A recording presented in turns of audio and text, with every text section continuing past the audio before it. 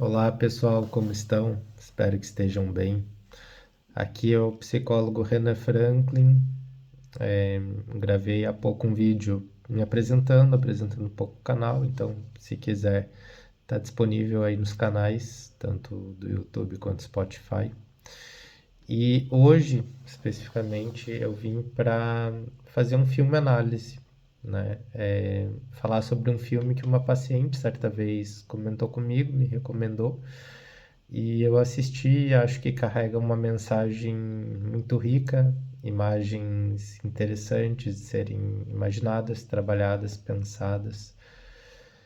E se você não assistiu o filme, recomendo que assista e depois retorne ao vídeo, porque eu vou trazer alguns spoilers, né?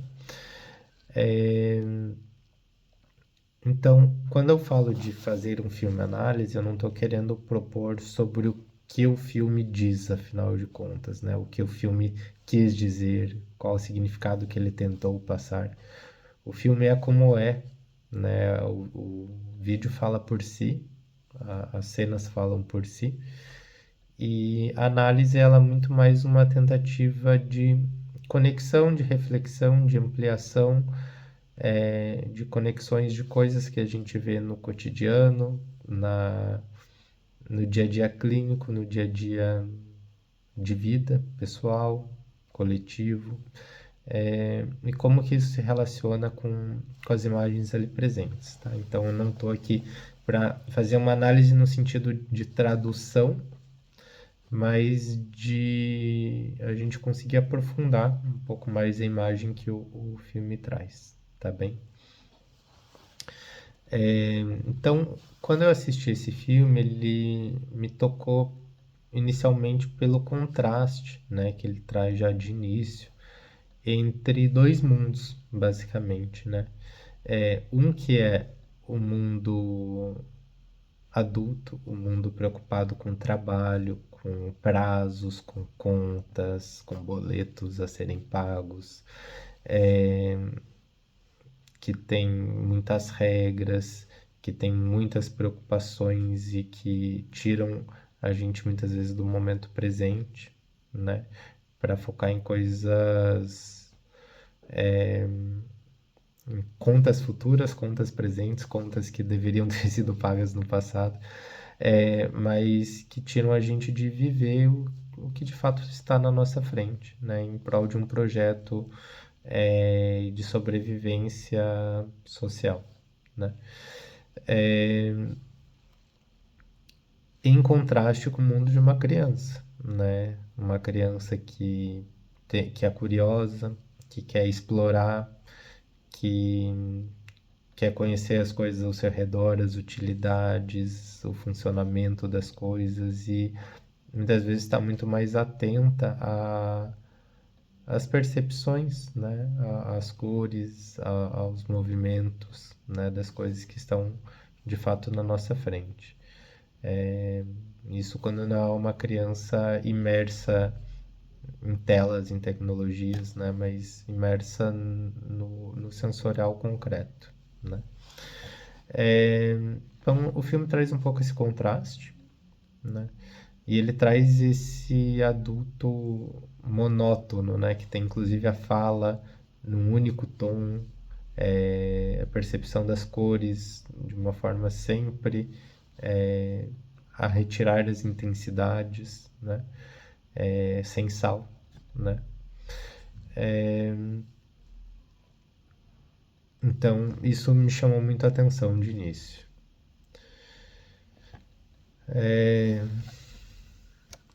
Então, uma correlação que eu queria trazer de início é com uma outra história, mas que traz um enredo recorrente em muitas histórias, né? Que é a correlação com Alice, de Lewis Carroll, e onde nas duas histórias, né, há uma entrada num mundo subterrâneo que de início é um mundo estranho, que ele tem correlações com o mundo de fora, mas numa lógica diferente, numa proporção diferente, e que é novidade, né? E que, portanto, é maravilhoso. Então, ambas as personagens elas acessam por um caminho esse mundo subterrâneo, onde existe uma relação espelhada, né, com o mundo real, digamos assim. E ambos os filmes, em ambas as histórias, há um gato que é um gato sábio, que ele acompanha e guia e principalmente ele alerta sobre perigos, sobre armadilhas, né? É, e aí nesse caso há sempre jardins belos, mas que são traiçoeiros, né? Animais belos que estão em coreografia, né? Quase que encantando e personagens muito cativantes, né, em ambos os mundos. Mas a partir daqui eu vou deixar a história da Alice de lado, mas para mostrar um pouco essa lógica comum que tem em muitas histórias, né, da criança que vai explorar e que acaba entrando num mundo paralelo, né? E aí eu vou entrar numa discussão de correlacionar o filme com algo que não necessariamente é o que ele quis dizer, como eu disse, mas que acho que tem uma correlação muito próxima, que é a questão das dependências. E aqui dizendo tanto de drogas, álcool, quanto de relações de dependência, especialmente com a mãe, que é o que aparece no filme muito explícito, né? Uma relação de dependência com essa mãe que gruda, que não quer soltar, mas que também tem elementos de relações abusivas, relações de dependência amorosa. É, Hoje em dia se usa muito o termo, né, de pessoas narcisistas que incitam esse tipo de relação para com seus pares, né? Incitam a dependência pela parte do outro. Então acho que o filme e esses elementos de vícios e dependências e relações dependentes, seja o que for, tem muito em comum. No caso das drogas, muitas vezes não vai ter um personagem específico, né? Às vezes tem aquele amigo que é aquele que serve como a influência, mas muitas vezes também vai ser um coletivo, não vai ter uma cara específica, mas vai ter um grupo, né? Que vai ditar o que é careta, ditar o que é legal, o que se você fizer, né, todo mundo vai gostar de você, ou o que você precisa fazer para conseguir chegar em alguém numa situação de flerte, ou, né, esse grupo vai ditando basicamente qual o caminho, né, para você atingir aquilo que te brilha aos olhos, né?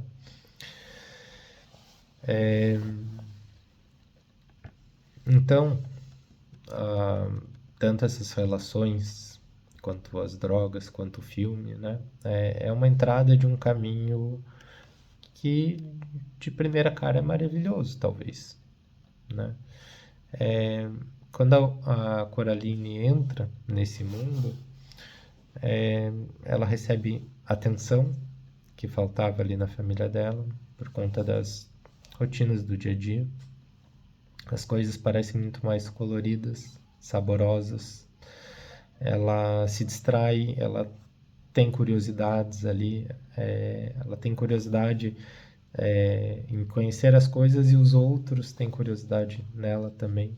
Ela sente acolhimento, né? Ela é seduzida ali pela lógica e pelas ofertas que aquele mundo oferece.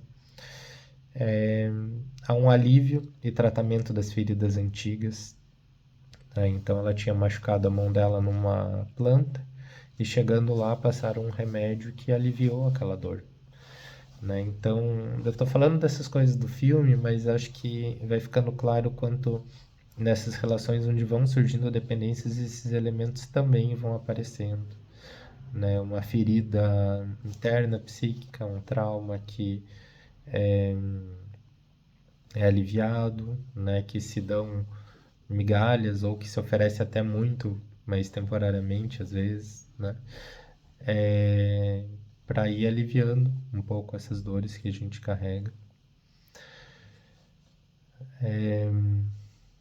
E tudo isso vai gerando um sentimento misto de interesse, curiosidade e aí talvez um pouco mais perigoso, que é a gratidão, e em especial a gratidão no formato de dívida, né? Com esse mundo que me acolheu, com esse mundo que me ofereceu tudo isso, que me curou, né? Ainda mais de quando vem de uma estrutura que pouco oferece isso, né? E aí, nossa, mas nunca ninguém me deu isso, agora talvez só aqui eu mereça isso, só aqui eu estou sendo reconhecido de que eu mereço isso, né? E onde está a toxicidade, né? A gente fala de dependência, de relações tóxicas, mas o que há de toxicidade, talvez, nessas relações, nesse contexto que a gente está explorando, né? A toxicidade está em nos manipular pelo íntimo, né? Naquilo que a gente muitas vezes é movido por, não é tão autônomo sobre nossos próprios desejos, sobre as nossas próprias necessidades. E aí o ambiente às vezes consegue, né, o manipulador ele consegue perceber esses sinais e nos moldar a partir disso, né? E muitas vezes a isca é jogada, né? E sabemos que muitas vezes esses aspectos íntimos que nos mobilizam são comuns a muitas pessoas. Então, muitas abraçam para si, né? Mas há um movimento de provocar isso, de enganar, de ocultar, né? A isca, ela é oculta, né? Ela não está exposta, né? Ninguém morde uma isca porque quer o saber do que é uma isca, né? Mas é naquilo que nos mobiliza, independente do nosso autocuidado, né? A gente tem uma tendência ao autocuidado, mas nossa mobilização, o nosso desejo, o nosso instinto de sobrevivência, de muitas vezes ter que suprir alguma necessidade ou de achar que está se autocuidando, sabota o autocuidado real, né? Que avalia como que a gente está, o que está fazendo bem para nós, né? Esse autocuidado mais atualizado e mais próximo do que de fato está acontecendo. Então, o filme ele explicita e escancara o abismo, né, entre o falso e maravilhoso mundo das promessas e as primeiras impressões, né, desse mundo, com aquele mundo monótono, né, que só tem um tom, que é gélido, que é previsível, que não há descobertas, que não há interesses, né, onde a pessoa estava antes. E esse abismo se intensifica pela insistência de um discurso desse lado que a princípio se mostra maravilhoso, de desvalorizar as relações anteriores, né? De dizer que nenhuma das suas amigas presta, que a sua mãe não quer o seu bem, que muitos desses alertas às vezes podem ser reais, né? Às vezes a tua mãe tá querendo te prender e aí o parceiro tenta mostrar isso para que você se solte. Mas às vezes é o parceiro que quer te prender e parceiro ou parceira e desvaloriza ali as pessoas que estão tentando te alertar, né? Então é importante sempre avaliar talvez da onde esteja vindo isso. Mas há uma desvalorização sistemática, né, do outro lado, de que esse lado é melhor, de que esse lado é quem te valoriza, é quem oferece aquilo que você precisa e que o outro lado nunca mereceu, né? E ele vai minando aos poucos, relação por relação, conexão por conexão, até gerar um isolamento, né? No campo das dependências, a gente fala que uma dependência surge quando ela é basicamente o único caminho que a gente tem para conseguir algo. Então, se eu só consigo me divertir quando eu tô com os meus amigos, se eu bebo, eu vou gerar uma dependência de álcool. Se eu só consigo dormir, relaxar ou me sentir recompensado depois de um dia de trabalho, depois de um dia de esforço, se eu tomo uma cervejinha, se eu fumo uma maconha, então eu vou gerar uma dependência.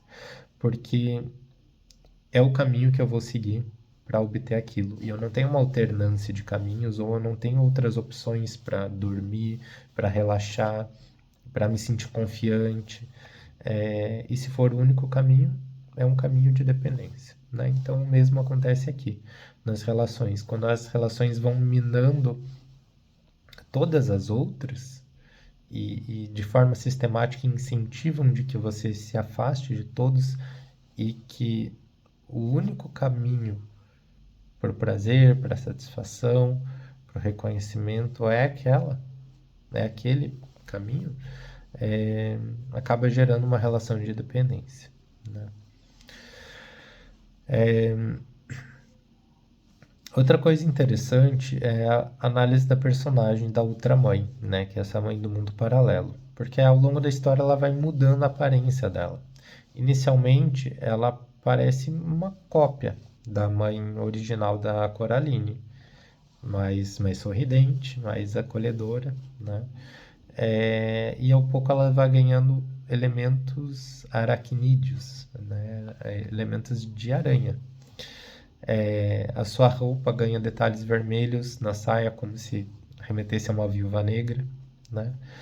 Suas pernas se esticam e se multiplicam conforme na história vai ficando claro a intenção dela, né? Que é de tecer, de criar narrativas, de ir ali costurando, enrolando e cada vez prendendo mais, né? E fazendo conexões invisíveis, né? Distorcendo as percepções, quase que num sentido de enrolar e prender a personagem, né? Então esse movimento de tecer na teia que parece que vai sendo revelado dessa outra mãe. Além disso, ela tem um outro elemento que é a garra. Né?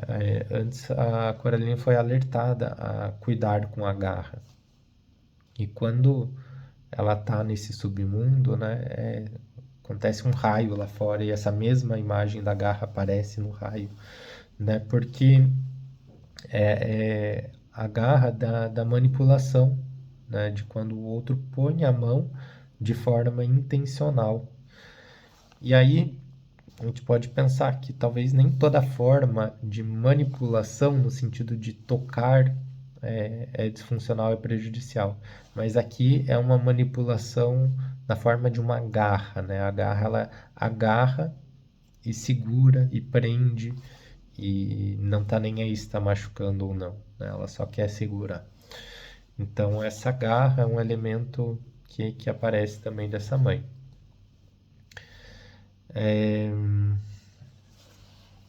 Então ela parece como a Coraline foi divertida, né? Que essa garra seria uma coisa perigosa e acaba aparecendo ali nos raios. Essa outra mãe faz negociações e pressões por escolhas cada vez mais alinhadas aos seus próprios interesses, né? Ao Coraline entender que se trata de uma armadilha, ela pode sentir já que é tarde, né? Principalmente quando ela conhece pessoas que já caíram nessa armadilha, né? Que já ouviram a mesma história, que passaram pela mesma coisa, né? E aí a gente muitas vezes tem a confirmação da própria história através da escuta da história dos outros, né? É, Muitas vezes a gente vê com drogas isso, né? Mas meu amigo bebe, meus amigos bebem todo dia e não tem problema. Meus amigos usam droga e não tem problema. E aí a pessoa vai usando, vai usando, vai usando, vai usando. E aí a gente vê que os amigos ou param ou uma hora começam a ter problemas, né? Mesma coisa nas relações abusivas, né? Quando o narcisista ou a pessoa que está manipulando fala que todos os antigos relacionamentos eram pessoas loucas, né? E aí a gente vai vendo que ele tem o mesmo mecanismo de manipulação com todas as pessoas, com a mesma história, quando a gente vai conhecendo de fato mais de perto a história do que cada uma passou, a gente vai entendendo de que isso é uma repetição sistemática, né, da forma de relação daquela pessoa. Mas aí, geralmente, quando se descobre isso, já está envolvido o suficiente, né? Já está envolto ali nos problemas.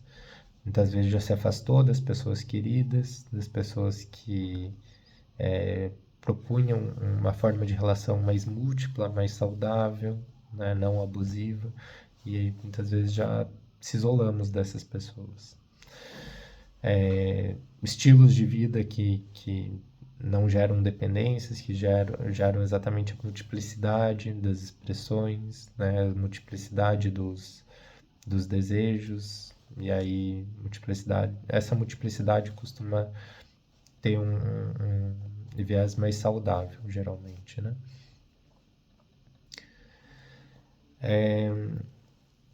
E aí há uma alternância também por parte de quem está articulando, né, entre o punir, o promover a culpa, o desqualificar, o defamar, com o declarar o amor, né? É aquele morde-a-sopra, de que ele não é tão ruim porque ele me deu flor no outro dia, porque ele se desculpou, porque ele me deu um presente, porque quando eu precisei ele estava lá, né? E aí ele oferece essa mão quando você precisou e te, te coloca em uma situação complicada o restante do tempo todo, né?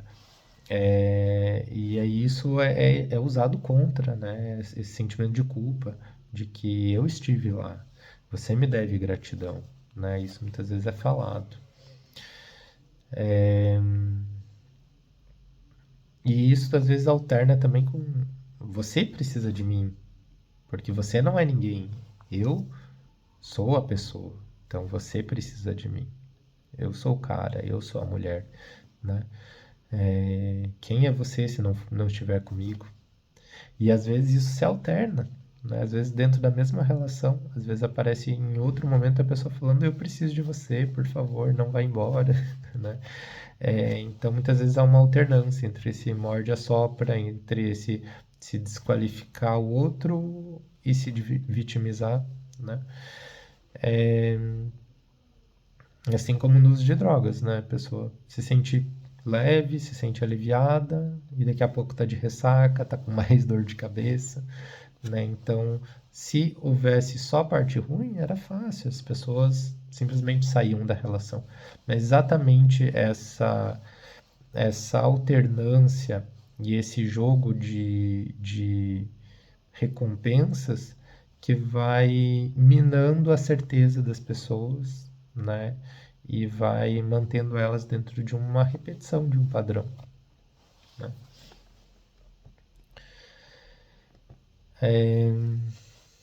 Agora, uma questão que às vezes surge, né? Mas essa pessoa está mal intencionada? A manipulação ela é feita conscientemente? Olha, não há uma resposta. Eu acho que às vezes há pessoas manipuladoras mais conscientes e há pessoas manipuladoras menos conscientes, há grupos manipuladores mais conscientes, há grupos manipuladores menos conscientes, né? Tem pessoas que falam, não, esse cara não vale nada e deixa ele aqui com a gente, que a gente vai se aproveitar dele. Tem grupos que falam, eu preciso de companhia para fazer isso que eu tô fazendo, para beber, para usar droga. Eu preciso de companhia. Esse cara é um cara que me acompanha quando eu vou. Então eu quero ele junto comigo. Né? Eu acho que essa é uma manipulação não tem intencionada em prejudicar o outro, mas intencionada em si mesmo. Né? Não tão consciente sobre o quanto isso repercute no outro. Assim como nas relações. Né? Há pessoas que de fato sentem de que, olha, minha filha, você não pode sair de casa porque eu sou sua mãe e você tem que ficar aqui, né? Eu só tenho a você, você só tem a mim, somos nós duas, não vai embora. E há um sofrimento genuíno, às vezes, né, nessa separação, por parte da pessoa que tenta aprender. Assim como há, às vezes, uma repetição ali por parte de um relacionamento onde há um narcisismo, onde há um traço tóxico, né, de manipulação, de que, é, não, por que não? Né? A pessoa, a prática da manipulação, ela já é automática, ela não é pensada em se fazer. A pessoa simplesmente faz, quando viu já fez e nem sequer se questiona sobre se deveria fazer ou não, porque é aquilo que a necessidade de prazer dela exige dela. Agora, há pessoas muito conscientes do que estão fazendo e muito certas de que estão se aproveitando e que muitas vezes se veem como superiores por isso, né, de conseguir enganar as outras. E se eu sou superior, se eu consigo enganar os outros, por que que eu não vou fazer isso? Se eu sou de uma raça intelectual superior e emocional superior, consegue controlar as próprias emoções, né? Então, eu acho que não há uma generalidade sobre isso. Há graus de consciência maiores e menores.